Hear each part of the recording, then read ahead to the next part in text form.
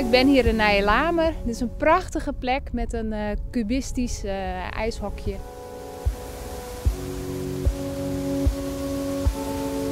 En deze cubistische vorm is natuurlijk prachtig.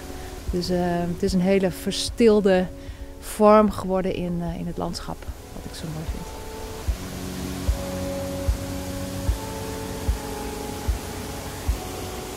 Ik heb dit gefotografeerd met de pinhole techniek en ik heb hiervoor gekozen omdat alles bij pinhole, omdat het een lange sluitertijd heeft, dus alles wat beweegt vervaagt en alles wat niet beweegt wordt scherp.